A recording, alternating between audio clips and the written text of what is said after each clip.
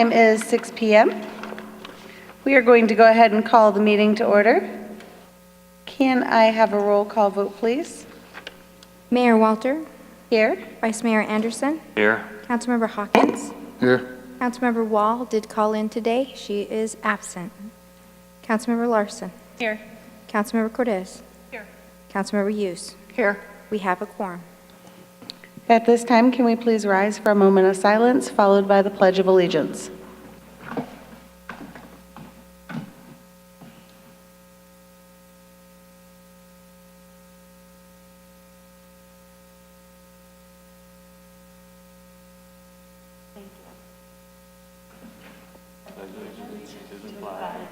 Of the United States of America, and to the republic for which it stands, one nation, under God, indivisible, with liberty and justice for all.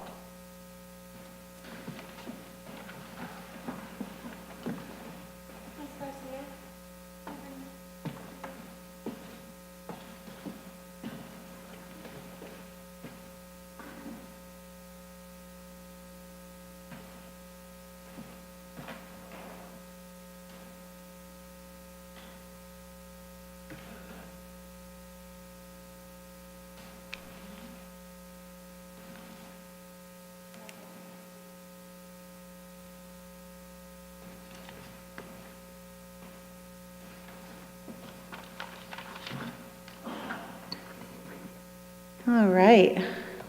At this time, we'll go ahead and open the call to the public. Call to the public for public comment on issues within the jurisdiction of the Town Council. Council rules limit public comment to 3 minutes.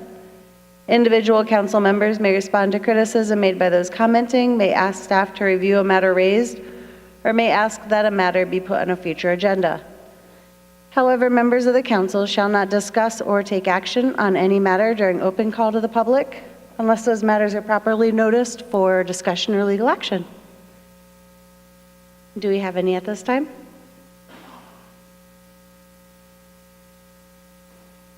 Okay, closing call to the public. Item 6A is a special recognition of Captain Bill Bruin for completing the Managing Officer Program through the National Fire Academy. Chief Strayer.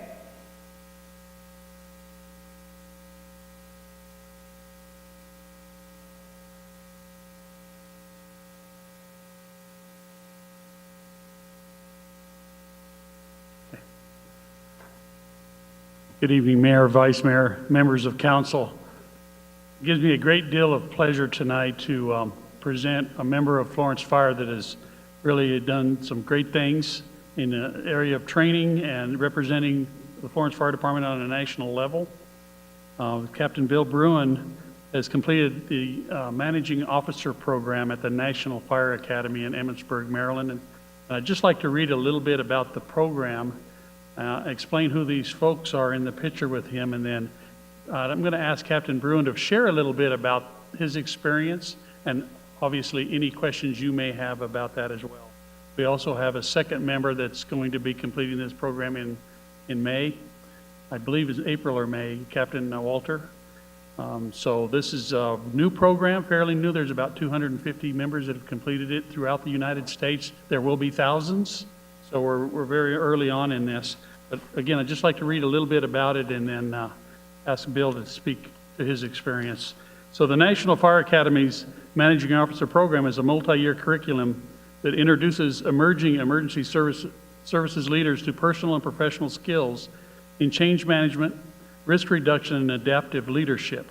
Acceptance into the program is the first step in professional development as a fire emergency medical services manager, and includes all 4 elements of professional development: education, training, experience, and continuing education. Students build on foundational management and technical competencies, learning to address issues of interpersonal and cultural sensitivity, professional ethics, and outcome-based performance.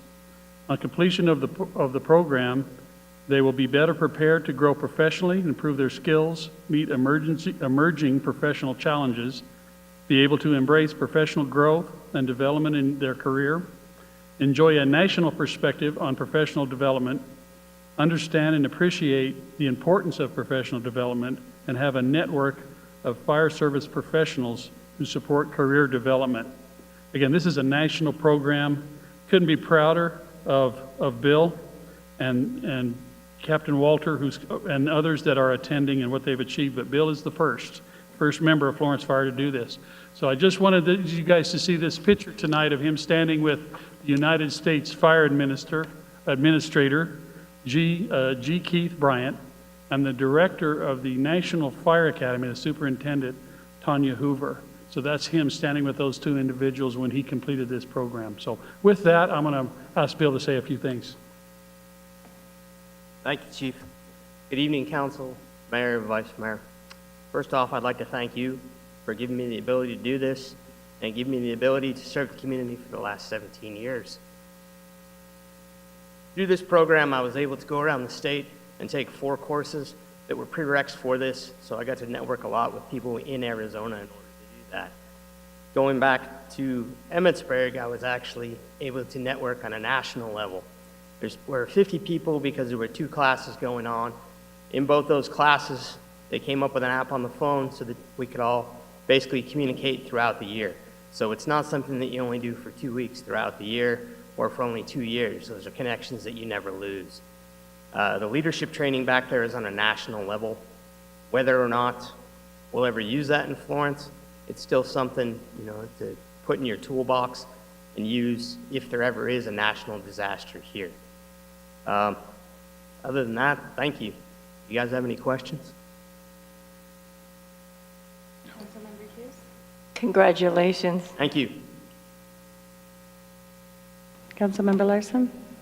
I just wanted to also congratulate you. Thank you. So what was your one greatest takeaway during your program? The networking. Because it allows you to get out of the community that you're comfortable working in and work with people from other organizations. Going back to the NFA, they normally do not allow 2 people from the same organization to be in the same class or be back at the campus at the same time enrolled in the same program. They want people from all over the country to get together and figure out how to get things done. Excellent. Well, thank you for going through that program, and I look forward to you bringing some knowledge back and sharing it with our department. Thank you. Thank you.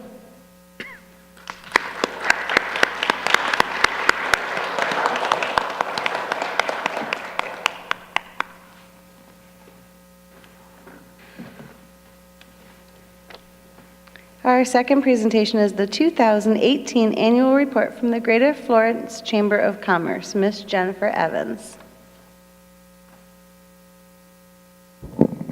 Good evening, Madam Mayor, Vice Mayor, members of the council. This evening we have Larry Johnson, the Executive Director of the Greater Florence Chamber of Commerce, who's here tonight to present their annual report, which is part of their professional services contract with the town of Florence. So here's Larry Johnson. Thank you. Thank you, Jennifer. Good evening, Mayor, Vice Mayor, members of council, staff. Again, Larry Johnson with the Greater Florence Chamber of Commerce. I'm proud to be presenting to you tonight for the first time. I apologize because I tend to do things a little bit more in detail just based on my previous experience. So we're going to try to blast through this fairly quickly for the sake of everyone's time. The information that you have in front of you, I have also emailed you electronically in a PDF document. So if you have any questions at a later date, please feel free to reach out to me. You'll see the visitor center number broken down by quarter. We've actually changed the way that we report, so the summary ultimately comes down to this. If you compare 2017 to 18, you'll see 4614 first quarter, 5808 in the second quarter, or the first quarter rather of 2018. So that carries on down to about a 16% increase. I anticipate, and one of our goals is to achieve no less than 10,000 visitors through our door as of 2019. Speaker series, of course, we're required to have a certain amount through our state park agreements, but we're expanding upon that. We had 7 last year. We're actually going to, if you look, you'll see the art in session about 6 points down. I don't see my pointer here. Let's see.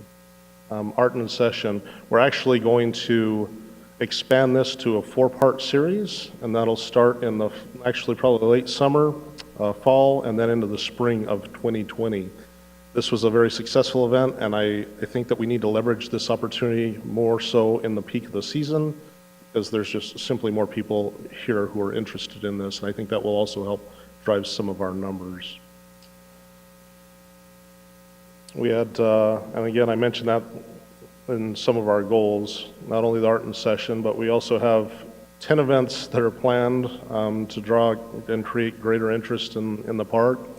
We're going to invite more local vendors, of course, that can sign items in our gift shop. So that's going to be open to all local vendors. Of course, we need items that are, relative to the space. We can't sell cars out of there, but we obviously want to focus more on arts, crafts, handcrafted items, anything that really reflects our local community. We do have some restrictions, so we can't go too much beyond that, but we have some great art that was just recently introduced from one of our local photographers, Michael Baca. So a lot of great local representations of our community.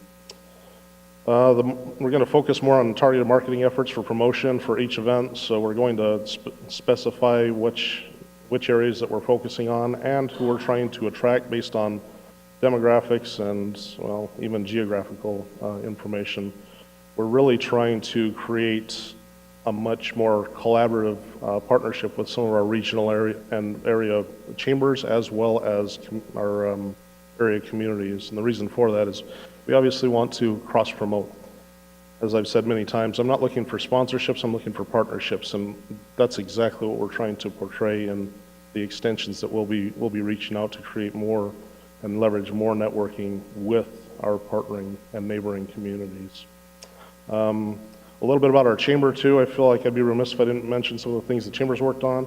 We polled our members and we've listened and we're implementing some of the things that we had discovered that were important to our membership.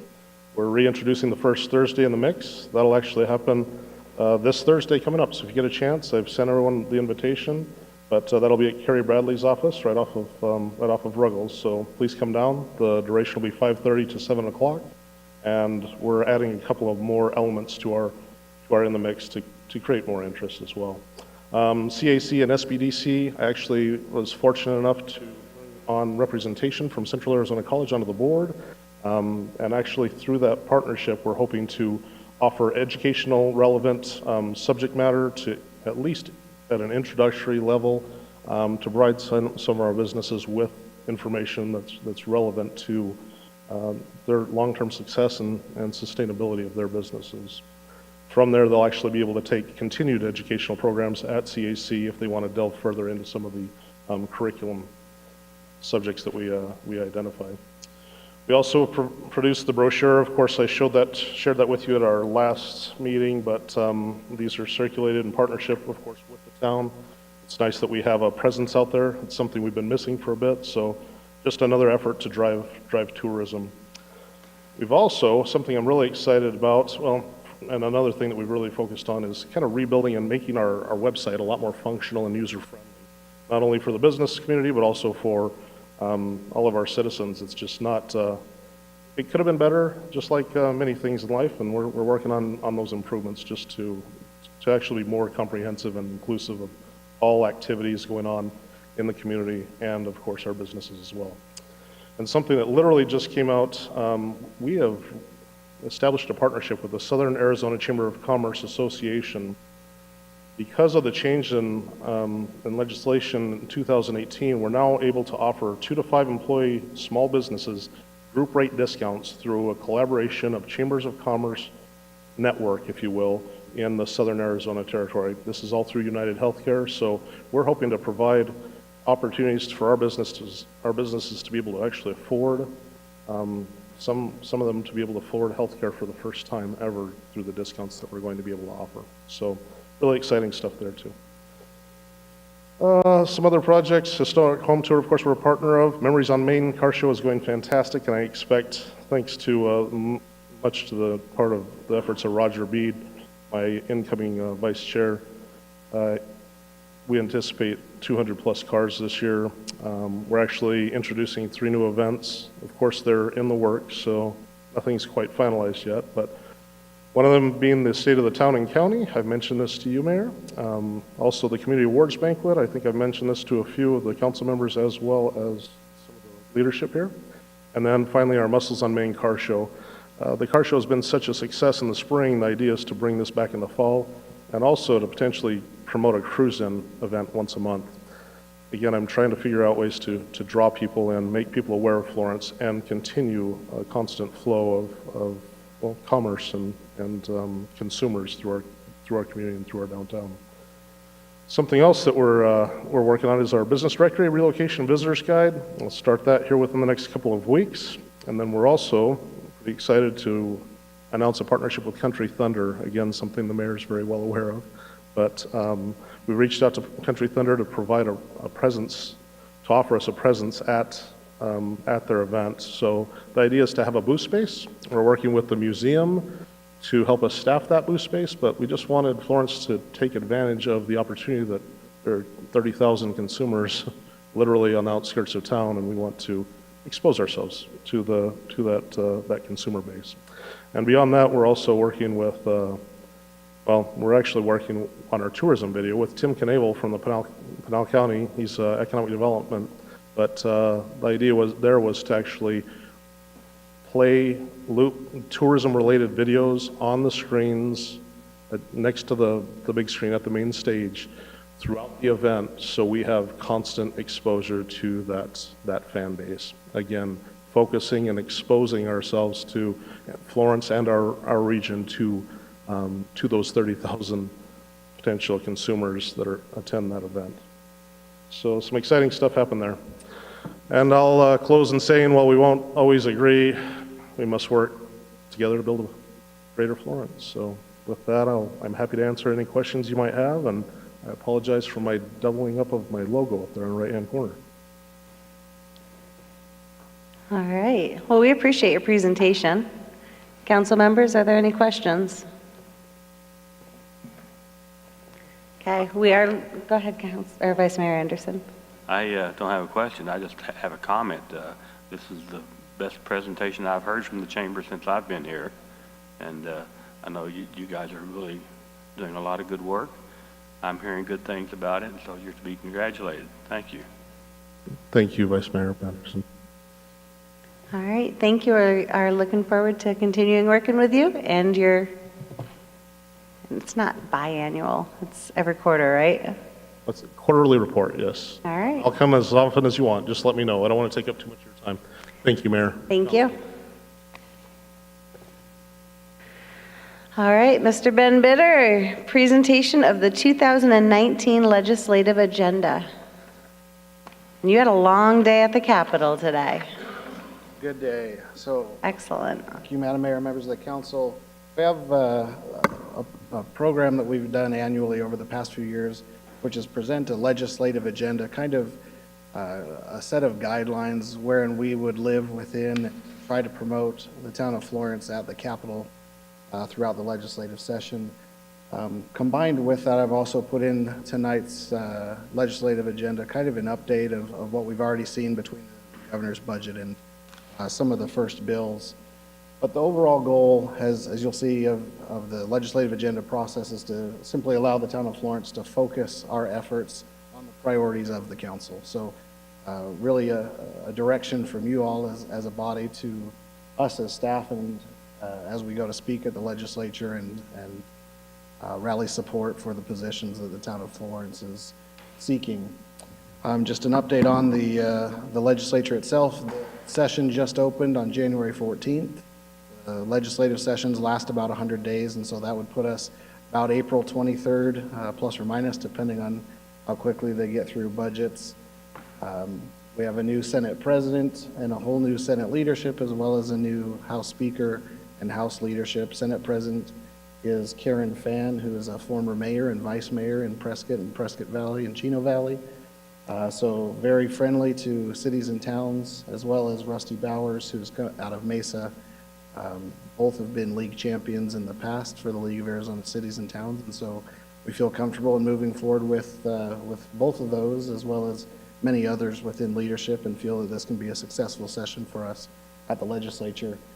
Our specific representatives within District 8 are Senator Frank Pratt out of Casa Grande, Representative TJ Shope from Coolidge, and Representative David Cook from Globe. And our proposed legislative agenda, I believe I've got 8 points here. The first, and these largely go unchanged year to year, just kind of some of the subpoints come up. The first, protect and enhance existing revenue sources. The first point of that would be a highway user revenue fund. Those are the dollars that we receive that go to maintain and construct new roads. Those have been for years and years swept by the legislature, and recently last year we were largely made whole and got the full apportionment of what we had been expecting for 2 decades since they had established that program. So we want to make sure that we're protecting those, and any new bills that pop up are not going to take away money out of that stream of revenue for us that we can use to maintain our existing roads. Similarly, the second bullet point there mentions digital goods and online sales tax bills. What we'll see at the legislature this session, coming out of a recent Supreme Court decision, Wayfair versus South Dakota, that decision basically allowed a path wherein a state, cities, towns, and counties can now begin to collect revenue from online sales.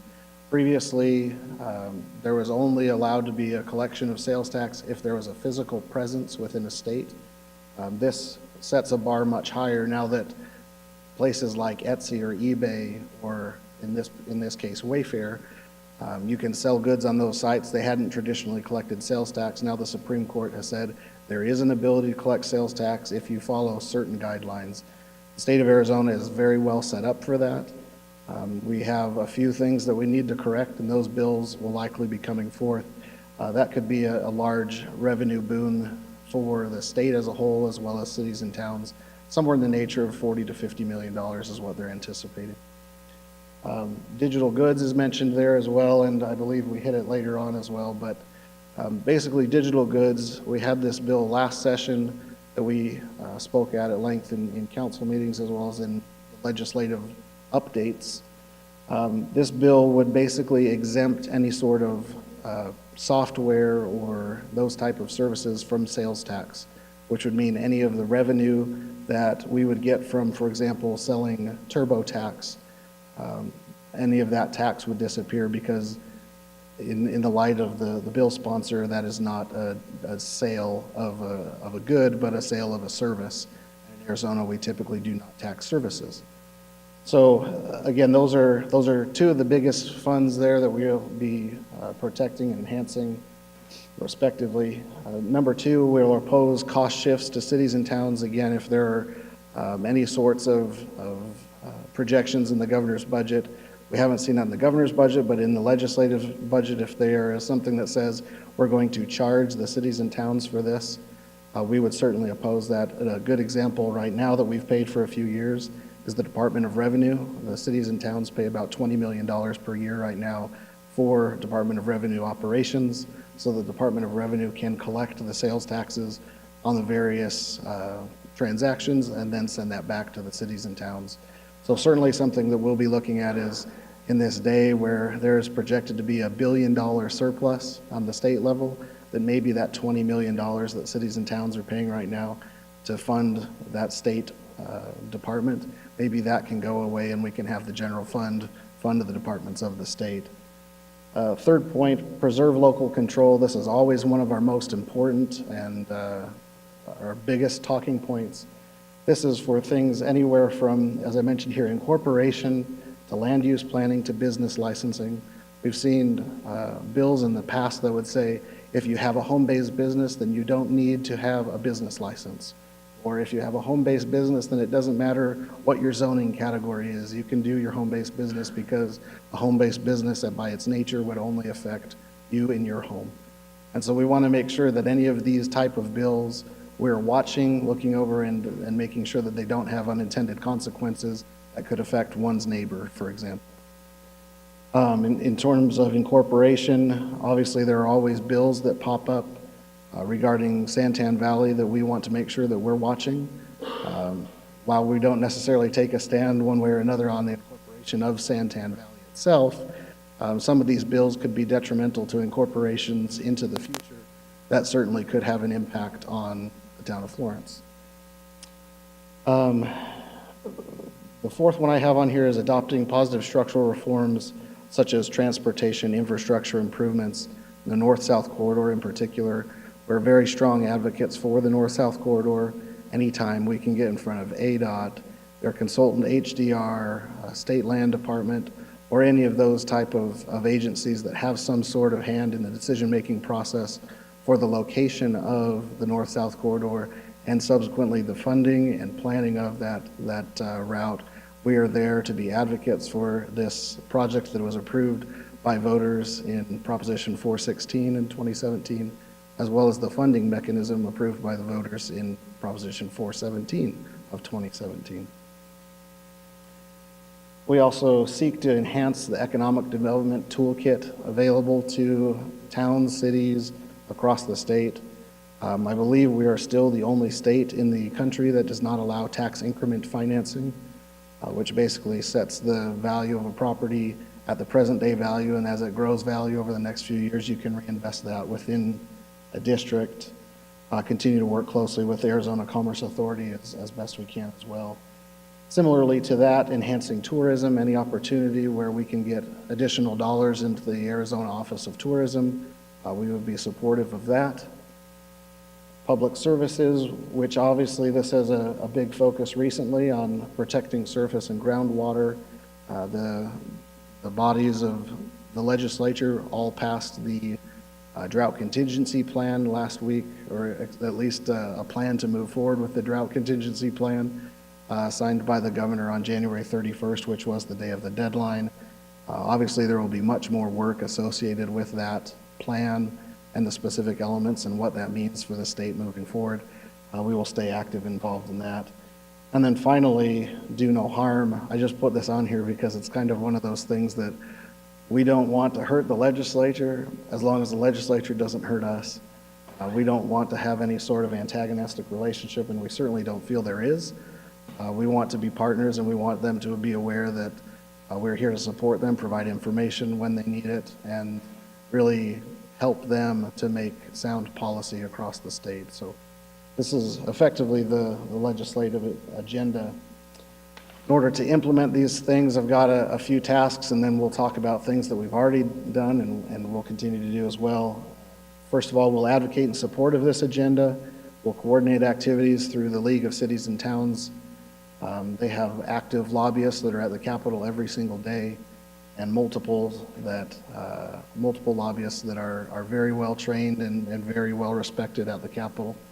We'll communicate with you all, the council, on issues affecting the town as well as the county by providing the legislative updates, which you will start seeing in your agenda packets starting with the next meeting. We'll also, if necessary, and we need to testify at the legislature, it's often more powerful when an elected official speaks instead of just some weirdo that is hired by the town. So we may enlist individual members of the council on a particular issue if that is going to be a more effective use of time. And then finally, seek additional council direction as needed. Today we attended the CAG Legislative Day. We had about 10 legislators, including the Senate President, at the Legislative Day, where we discussed many of the ongoing issues of the day, particularly transportation funding and how we will move forward with transportation funding into the future. One of the other things that we'll be implementing, if you haven't already, we review bills as they are introduced, and you all have access to review those bills as well and can register your view on those bills in their state system, so that every time that they go to discuss those bills, if it's a bad bill and you don't like it, there's a red thumbs down and it says oppose. It may say Benjamin Bitter, Town of Florence, or Mayor Walter, or what have you. And so those can be a visual cue for some of our legislators that see and recognize your name, say, okay, they don't like this bill, maybe I can give them a call and ask why, and can certainly be a tool that is useful for us helping pass good bills and helping us kill bad bills. Again, you each have access to that. And then we'll continue to communicate, as I'm sure all you do, with Representatives Cook, Shope, and Senator Pratt, as well as our United States delegation as necessary. And then just real quickly, I know this is dragging on and I don't want to keep it for too much longer, but the state budget can get pretty dry. I've tried to pull out as many things from the governor's recommendation as I could that have interest and value to us. I think the most important thing, they're projecting over $1 billion surplus. That could be even higher depending on where the fee discussion with our $32 vehicle license fee pops in or otherwise. But the governor proposes that nearly half, a little more than half of that $1 billion goes directly into the rainy day fund to use for future expenses. There's also a proposal to pay down some of the debt. When we went through the housing crisis, the state sold off and mortgaged effectively the Capitol building and many of the buildings in Phoenix. This would start to make some increased payments on that. Also refinance debt, which would bring about $100 million over the next 10 years, save that as well. The governor proposes $637 million in new money for K-12 education.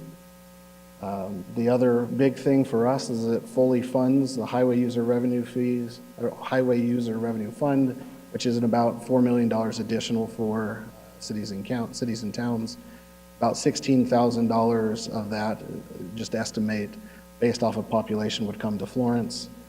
The budget also recommends $3 million for competitive rural broadband grants. We don't have guidelines for that yet, as obviously this is an approved budget. But certainly if the budget were approved and that item remained in there, we would certainly be mindful and keep an eye out for what those requirements for those grants would be. One thing I mentioned earlier, the Department of Revenue assessment at $20.8 million. This actually, the budget keeps that fee in there, so we would be paying the $62,548 was our fee this last year. That may increase with our population increase as well. We just have to see what that would pencil out to, but that is still in the budget. Again, this is the governor's recommendation. The legislature can choose to do what they want, and at the end of the day, the governor would sign whatever comes to his desk. One of the real good things for Florence in the budget, though, was a 10 to 15% increase in salaries for Department of Corrections and juvenile corrections employees across the state. And the reason this is so big, obviously, with our local correctional facilities, those employees having 10 to 15% more income in their pockets. A lot of them live in our town. That means more income in our town, more money to be spent in our town. Maybe they're more likely to go out to lunch or dinner after work, what have you. So something that certainly could have an impact on our local economy and something that we would certainly support. The last thing from the governor's budget is that there is a Pinal County Regional Workforce Training Center created in Casa Grande, and this would be for basically extra teaching opportunities to tell people how to work in automobile manufacturing or electric vehicle manufacturing, skills that are necessary for, like Nikola that is coming to Coolidge, or what's the name of the one in Casa Grande?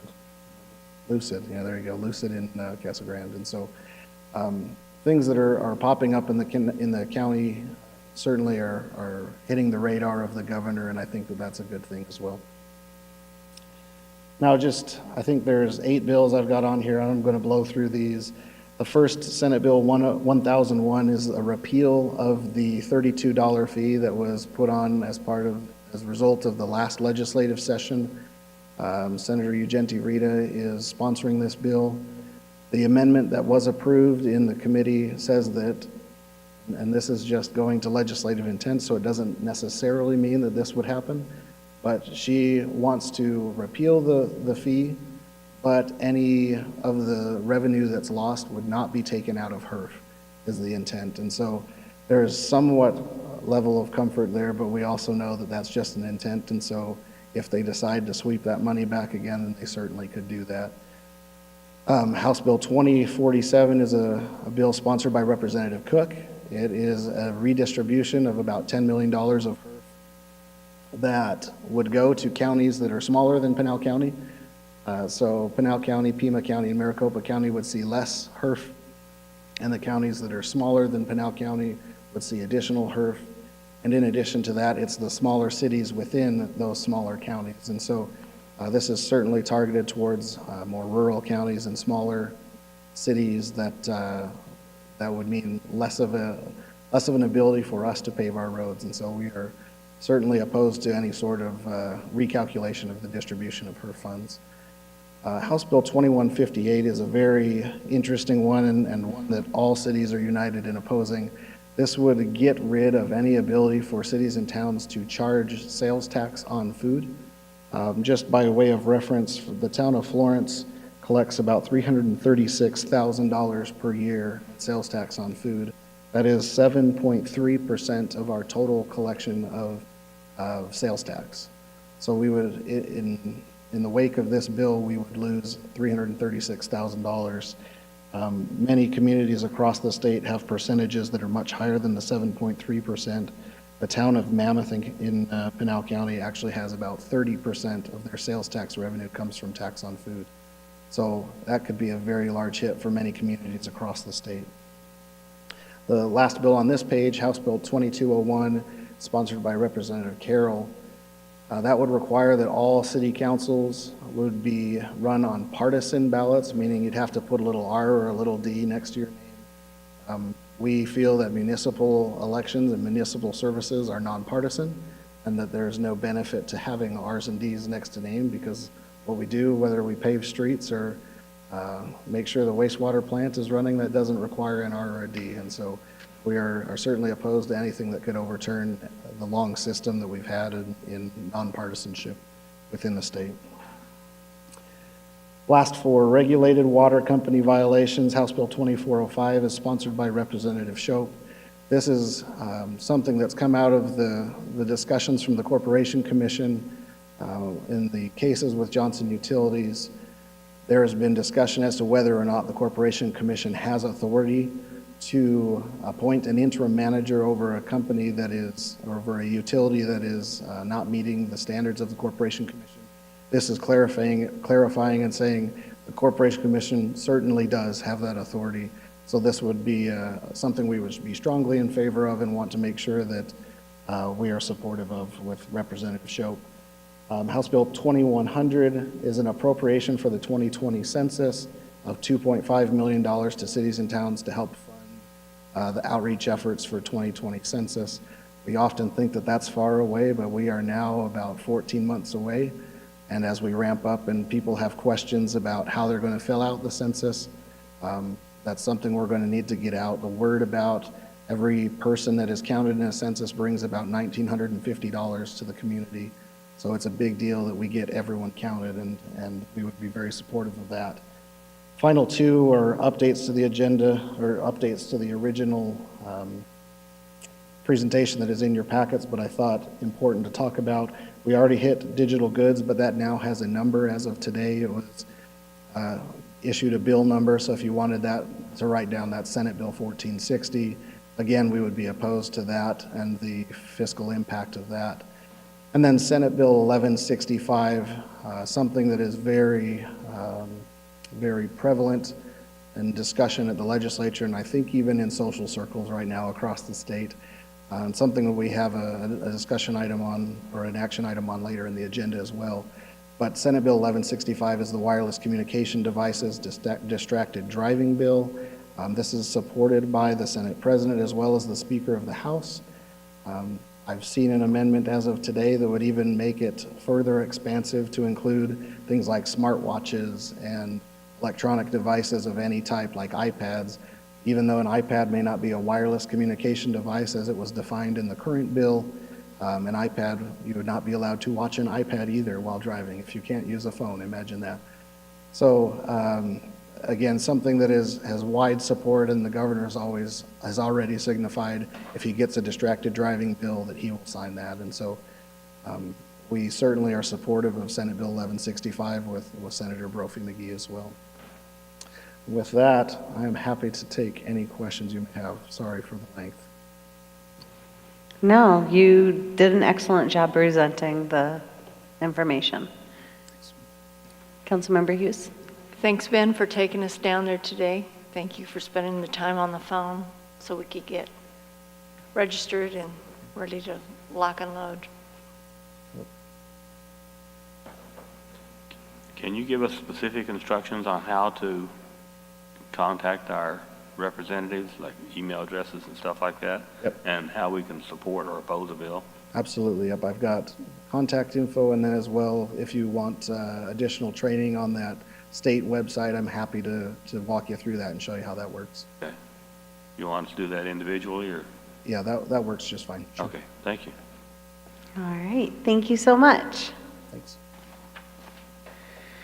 Our next item is approval of the Public Safety Personnel Retirement System pension funding policy. Mr. Joe Jarvis. Mayor, just a reminder, that's consent agenda. Oh my goodness. Sorry, hang on, I folded my paper over. I should have stuck with the computer. You can sit, Joe, I apologize. Item number 7 is the consent agenda. All items on the consent agenda will be handled by a single vote as part of the consent agenda unless a council member or member of the public objects at the time the agenda item is called. Turn page. Item A is approval of the Public Safety Personnel Retirement System pension funding policy. Move to accept and approve the Public Safety Personnel Retirement System pension funding policy and to accept the assets, liabilities, and current funding ratio of the town's public safety personnel retirement system trust funds from the June 30th, 2017 actuarial valuation. Item B is approval of accepting the Register of Demands ending December 31st, 2018 in the amount of $2,283,155.61. Ladies and gentlemen, that is our consent agenda. Is there anybody, public or council, that would like any item removed at this time? With that, I need a motion. I'll make a motion that we approve the consent agenda as presented. Second. Motion and a second. All in favor? Aye. All opposed, same sign. And the motion carries. Item 8 is new business. 8A is ordinance number 670-19. This is only a first reading. There will be no action this evening. Of an ordinance of the Town of Florence, Pinal County, Arizona, amending the Town of Florence Code of Ordinances, Title 7, Chapter 72, by adding a new section, 7205, relating to the use of and handheld mobile devices, including severability, establishing an effective date, and repealing conflicting ordinances. So on this agenda item, again, this is our first read.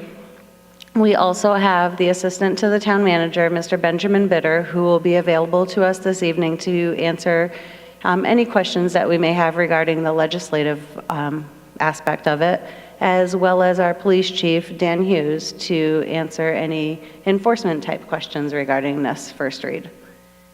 So I wanted to begin with some of the background and discussions. Now, the use of cell phones while driving has been found to be a significant cause of motor vehicle accidents.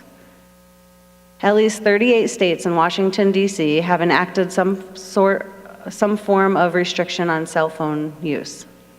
Text messaging is banned for all drivers in 47 states and the District of Columbia. Arizona law currently imposes minimal restrictions on cell phone usage and only prohibits use by school bus drivers, novice drivers, and drivers under the age of 18.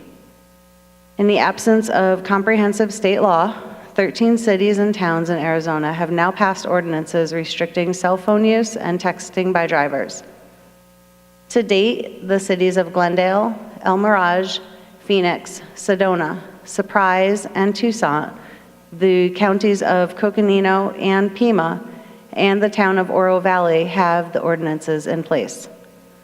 With the recent tragic death of Officer Clayton Townsend due to a driver being distracted by texting while driving, the issue has taken a greater prominence at the Capitol. To date, 5 bills have been introduced at the Capitol that would deal with distracted driving. The bill that is gaining consensus support amongst legislatures is the Senate Bill 1165, also known as SB 1165. SB 1165 prohibits driving while holding, typing, or manually operating a portable device unless the driver is stopped at a red light, a railroad crossing, or is parked. The bill will take the place of local hands-free ordinances or texting while driving bans. Drivers may operate their device that is attached to a windshield, a center console, or a dashboard so long as it does not hinder the driver's view of the road and it is operated with a single tap or a swipe of their hand. Exceptions are provided for emergency situations, calling 911, and using a device fixed to the vehicle for occupational duties, such as contacting a dispatcher or commuting through a software application. The bill also exempts emergency and law enforcement personnel from the provisions and associated penalties if acting in their official capacities. Under the bill, fines range between $75 and $149 for the first offense and $150 to $250 for subsequent offenses. The Arizona Department of Transportation would also be required to post signage on highways to notify the public of the law and would include training and driver education courses about the effects of using portable devices while driving.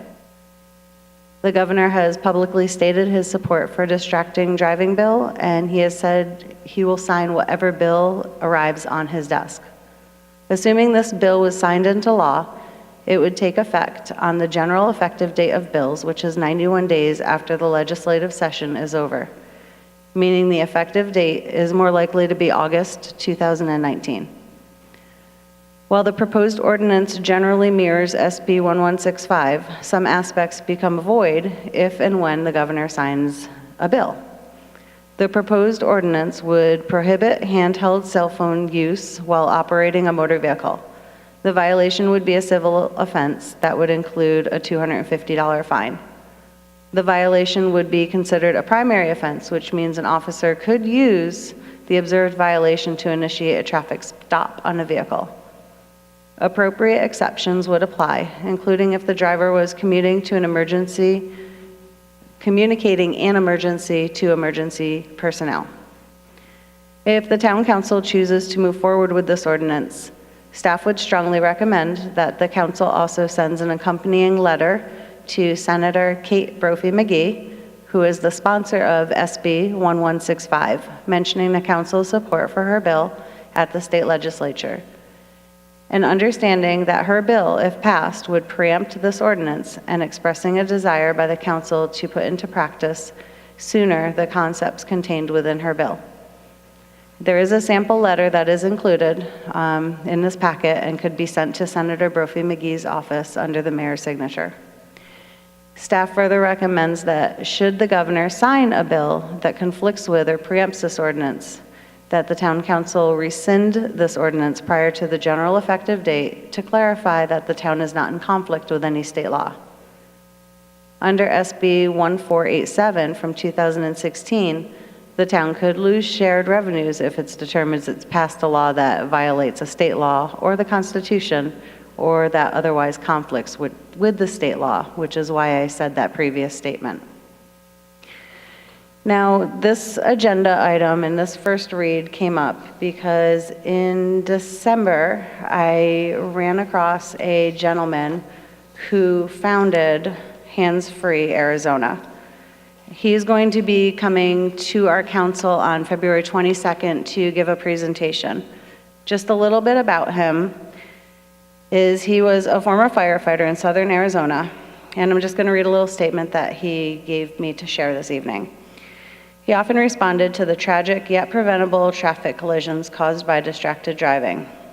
This compelled me to launch an awareness and educational campaign through Look, Save a Life in 2012.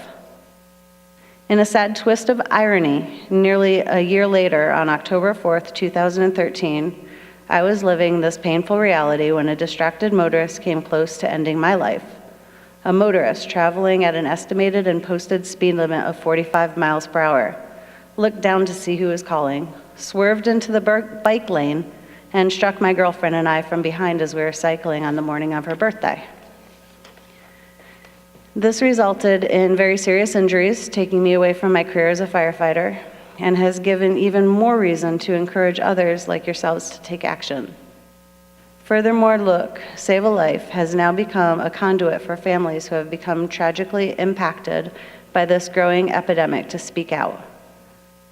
In addition to giving presentations to schools, he's spoken to businesses, governmental agencies, and his purpose is to bring awareness and ignite change. So again, this is only the first reading. He will be here on February 22nd to give a whole council presentation, much more in depth. That will also tie in with what the current legislature is doing. If any council members have questions regarding the SB 1165 at this moment, or how enforcement would take place, we'll open up those questions at this time. Councilmember Hawkins.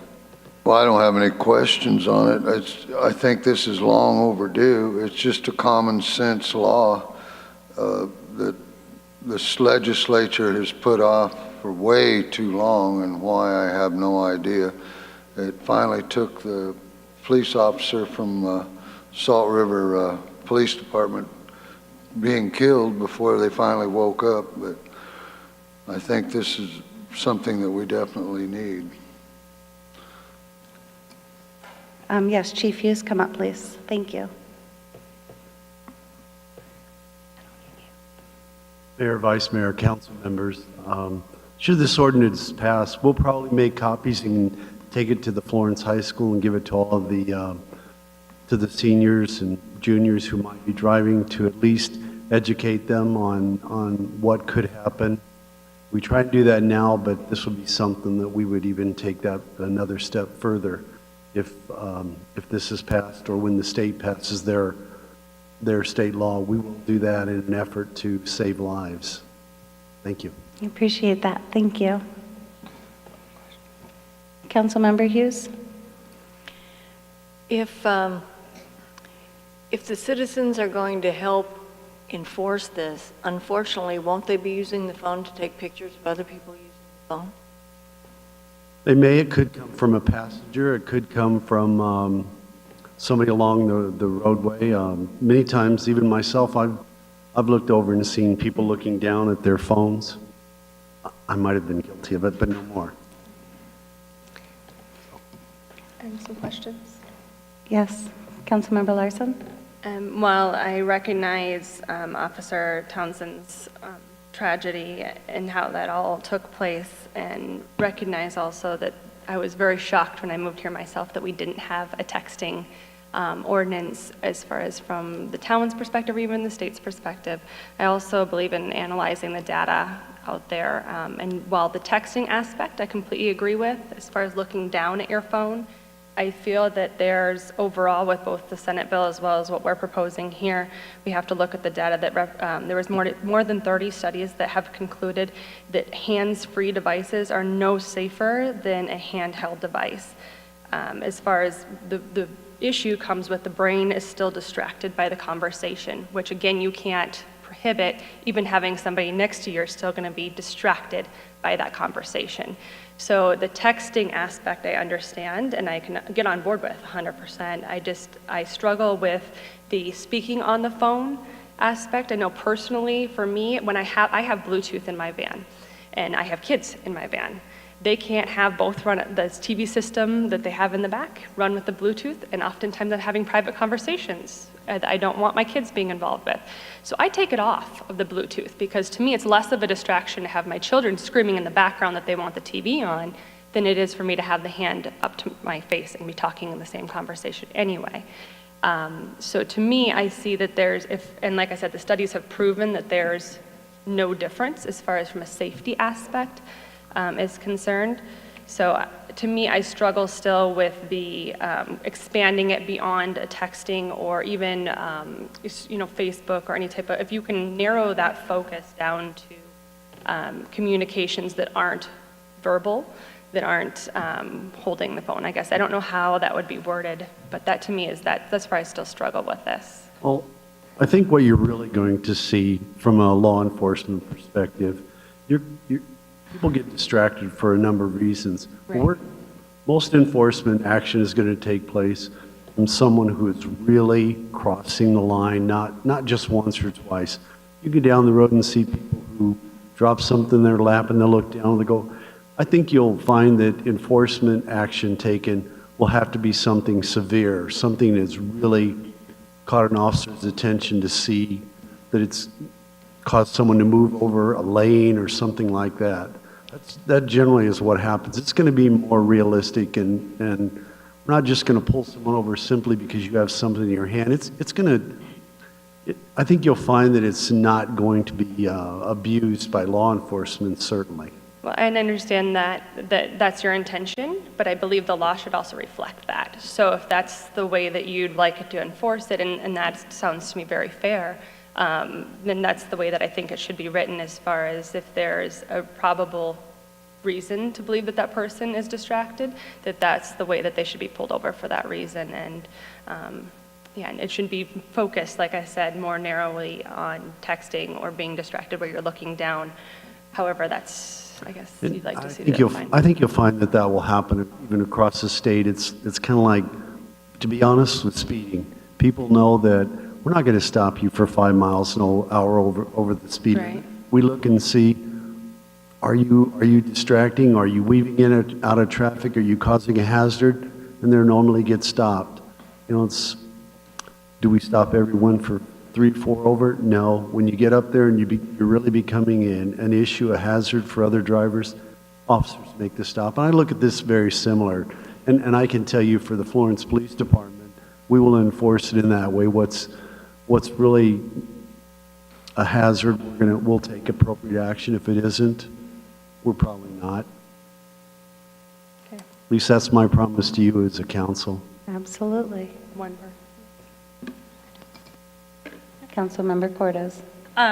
So for me, my glitch is that you would be allowed to use it when at a red light, at a railroad crossing, when you're parked, that's great, fantastic. But even at a red light or the railroad crossing, if you're on your phone, we all know that we'll have our head down and you see something move on the side of you and you think that means the light has changed or that the path is now clear, and so you start to move.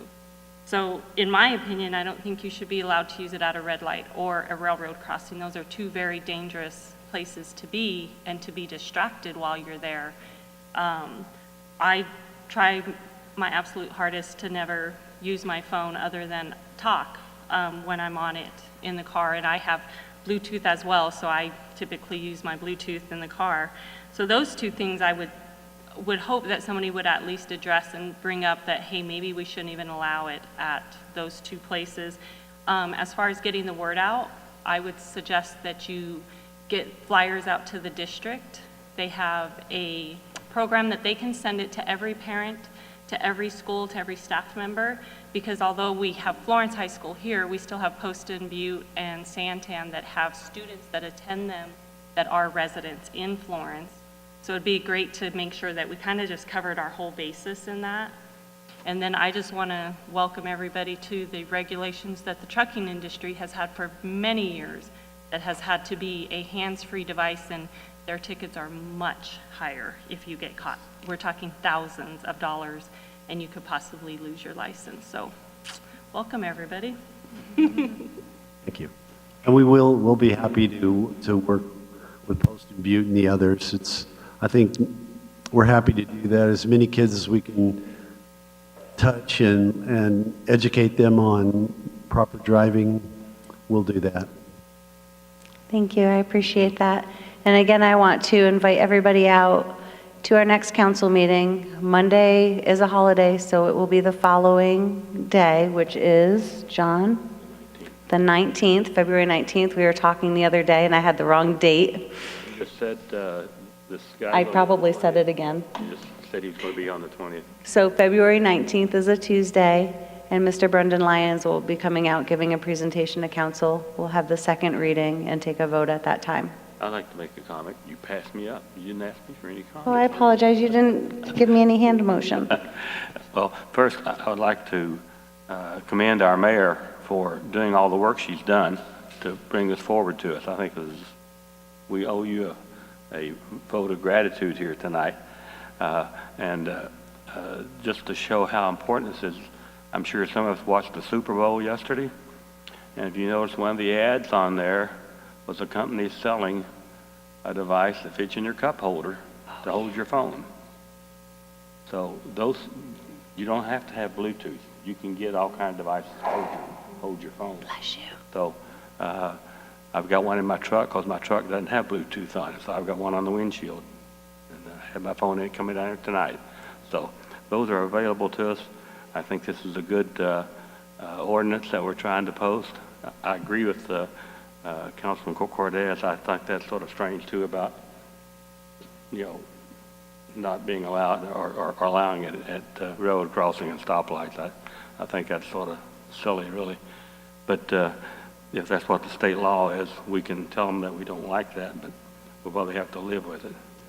But thank you, Mayor, for doing this for us. Thank you. Well, I definitely can't take a lot of the credit. I, again, give a lot of this to Mr. Brendan Lyons. He's been going around to many municipalities, sharing his story. He's really the driving factor behind all of this.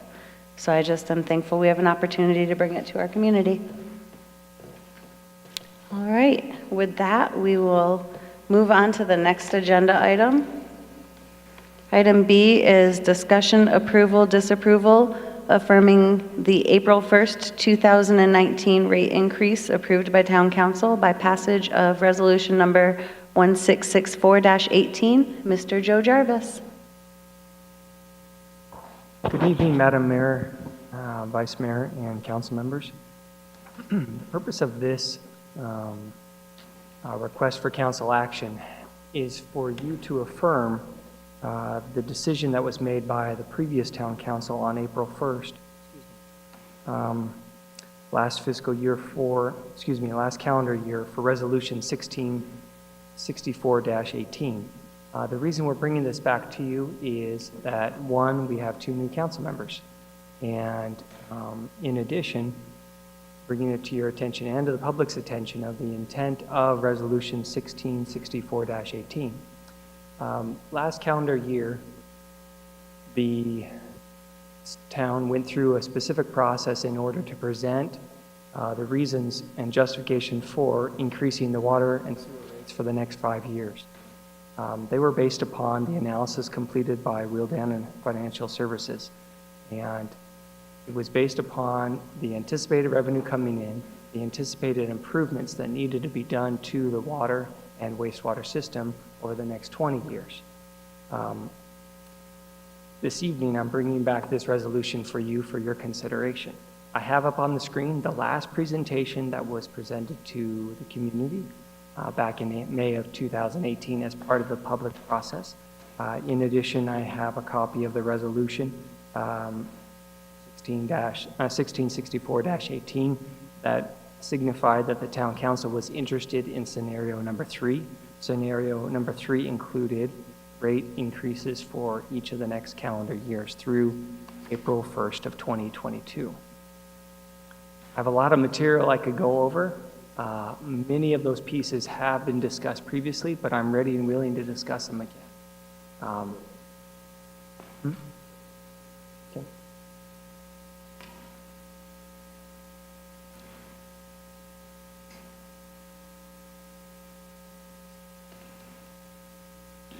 So this is one slide from scenario 3. It's spread over multiple slides because it impacts multiple rates.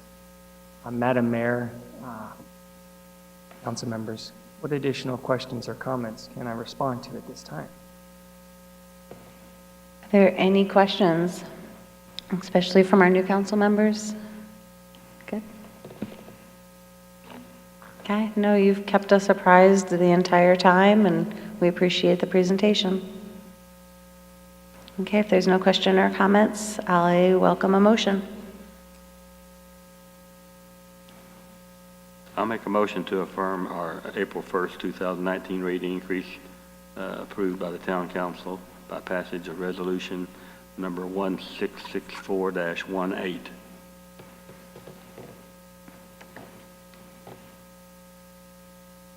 Second? I'll second it. We have a motion and a second. All in favor? Aye. All opposed? Aye. Motion carries. Item C, discussion, approval, disapproval of authorization of town staff to grant an exception to the Town of Florence Code of Ordinance Section 51060, granting a private sewer system in the Florence town limits due to an extreme hardship. I'd request that we table this until our next meeting. The staff still has some further information to include on this that just came up, so I move that we table it till the 19th meeting. Second. Motion and a second. All in favor? Aye. All opposed, same sign. Motion carries. Item D, I am going to have one motion to approve all of the agendized for the appointments of the boards and commission members. First is appointment of Nola Bai Biza to the Arts and Culture Commission with a term to expire December 31st, 2019. Next, to appoint Cindy Ambrosio to the Library Advisory Board with term to expire December 31st, 2020. Reappointment of Talma Beal Harmon to the Library Advisory Board with a term to expire December 31st, 2020. Next is the appointment of Andrea L. Hild to the Parks and Recreation Advisory Board with a term to expire December 31st, 2021. And last, appointment of William E. Tanner as an alternate to the Planning and Zoning Commission. I'll make a motion that we accept the recommendations to appoint 1, 2, 3, 4, and 5, the commissions. Second. We have a motion and a second. All in favor? Aye. All opposed, same sign. And the motion carries. Item 9 is our manager's report.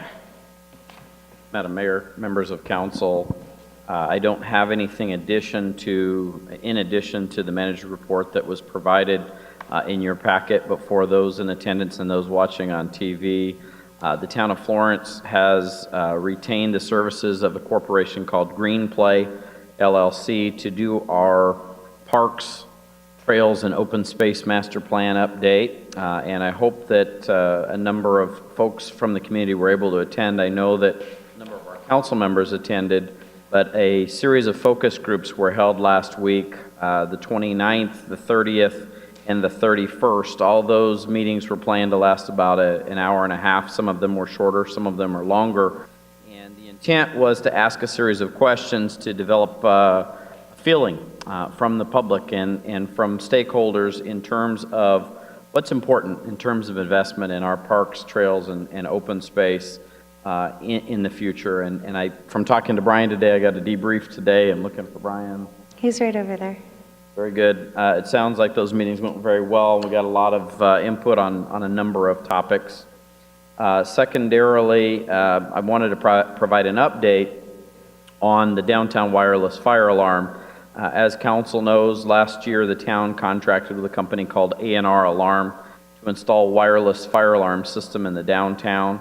The system panel has the ability to receive over 1,000 points. That doesn't mean over 1,000 buildings. That's every individual smoke detector, motion detector, et cetera, that's included in those buildings. And it was sized so that if folks chose to use the system, it could protect all of the commercial buildings on historic Main Street. That system now has been installed in 5 buildings and about to be 6 in the downtown, and those individuals, including the town, have been able to save significant sum over a traditional wired fire alarm system. That doesn't mean that everybody in the downtown has to utilize the provided wireless fire alarm system, but it's a very cost-effective way to meet the commercial building requirements in terms of a fire alarm, and thus far the program has been successful. The next update I wanted to provide is the town about 2 months ago went into a partnership with a corporation called Melander out of Colorado on what we called the Florence Smart Cities project. The equipment, the hardware has been purchased for the gateways, the antennas, the radios, et cetera, and Trenton, who's not here this evening, but he's working with another entity that we have a contract with called Airbeam to get the install of those gateways and antennas and radios. I went and inspected the equipment last week. The equipment has been tested. We were just waiting on some additional equipment that's need to attach them to the actual towers themselves. I believe that's going to happen in the next couple weeks. We're also doing tests of the software with respect to the Smart Cities platform. In terms of partnerships and relationships, as everyone knows, the final preparations are underway for this weekend's historic home tour on Saturday. In addition to the home tour, which draws about 1,000 people annually to downtown Florence, the volunteer and homeowner appreciation meeting is going to be held this Thursday, so that we're hoping that the mayor and council members can come and attend and help us thank those individuals that make this event so successful. Lastly, and certainly a load off my shoulders, the First Street project has broken ground just south of where we're standing today. That project started 2 weeks ago. For anyone who doesn't know, that is a major street reconstruction project, and it's essentially First Street from Main Street to State Route 79, and the project's going very well. We're going to have a little bit of a delay due to all the rain and the mud that exists out there from the last couple days, and I'm told it's going to rain again tomorrow, so we'll be a little bit delayed there, but thus far the project is going very well. Consistent with council's request, we've also included upcoming events, meetings, and forums, as well as a section on current advertisements from the town. In closing, I've also included a section here that talks about revenue that I've included on the last several meetings. Both state shared revenues are up by 7.8% from the December report, as well as HERF, that's up 2.9%. Both are ahead from the yearly average above what was projected. So that's my report. All right, thank you very much. Department reports. Any council members have any questions for department heads? All right, thank you. I had one question. Brian Hughes, have the conversations with BLM started opening back up since the reopening? All right, thank you. This is our second call to the public. Is there anybody from the public that would like to speak at this time? Closing call to the public. Call to the council for current events only. Councilmember Hughes. Still learning. Okay, that's a great opportunity. We never stop learning. Councilmember Cortez. I don't really have much. I had a great day today going with Ben and Councilmember Hughes down to Phoenix. It's a little joke. I thought I was going to Casa Grande, so I would have been highly lost and confused if I had got there and not found the building I was looking for. But I just had a great time, and it was nice to see the process. And Ben took us and showed us the museum and the displays down there, and I had never been down there, and so it was really neat to go look at that as well. I'm glad you had a good day. Councilmember Larson. I don't really have anything. I guess I'll see everybody at the home tour. And Councilmember Hawkins. Yeah, I'd like to thank Brian and Parks and Rec for the quick completion of the pickleball courts over here. There were only 2 courts, now we've got 6 that are playable and striped, because there was such a response in the community, and so many players that are playing pickleball now. I guess it's really growing, but they were having to draw names and stuff to see who could play. There were so many people wanting to play until anyway, they came to the town and asked if we could possibly, because some of the tennis courts weren't really being utilized that much, so they asked if we could stripe those courts for pickleball. So now we went from 2 courts to 6 courts, and they're really happy with it. And kudos to Parks and Rec and Brian for doing such a great job on it. And then I want to reiterate the home tour. Everybody, if you've never been through the home tour, it's pretty interesting. I mean, there's some really interesting houses in this town that if you've never done it, you need to check it out. And then each year they rotate them. So even if you have done it, there's always some new houses to see. So hopefully the weather will be nice for us. That's all I have. Thank you. Vice Mayor Anderson? Yes, thank you. Several of us attended the Pioneer Historical Cemetery tour Saturday, and I want to thank Council Member Karen Wall for inviting us to go to that. It was quite interesting. I could sit here and talk all night about what they told us and explain to us about our pioneer cemeteries. We have a cemetery, the Adamsville. I guess there's 3 cemeteries in one down there, and they qualify as being a pioneer type cemetery. And there's a lot of work that we need to do, and I would like to bring up that we need to get to work on trying to figure out who the deeds, who owns those properties, and figure out how we can get those properties transferred over to the town. We put that in the budget last year to set up a cemetery project, to set up a 501c3, but I don't know if anything's been done on that yet or not. Cemeteries are an important part of our history, so I'd like to see something being done on that. Also, I want to mention the home tour also, like Councilman Hawkins said. It's an interesting project to do. If you want to be a part of it, I'm sure that they can still take a volunteer, right, Brian? So if you haven't volunteered, we can always take more help. Second thing, I joined an organization called Water Now last week, and Friday I get an email from them thanking me for joining and telling me that the Bureau of Reclamation has just announced 3 water smart grant opportunities. I've sent those over to Brent to ask him to see if we can take advantage of that. So hopefully you can give us a report on that at a future meeting. These grants are for lower basin states, so that's primarily for Arizona. So looking forward to see if we can get some money out of that.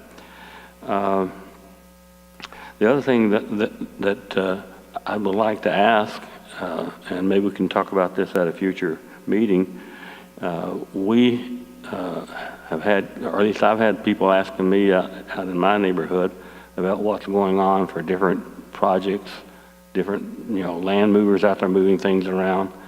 I know we changed our code several years ago that design reviews don't have to be approved by the town council. I would like to ask that the design reviews be presented to the town council as an information thing in the department reports, if that would be possible. Last thing, the Vet Memorial Project is going well. I want to thank Brian for all the work he's done there. If you haven't donated to that and you would like to, either see Brian or I, and we'll get you the paperwork to let you donate. The donations are going through the American Legion so that they can be tax deductible.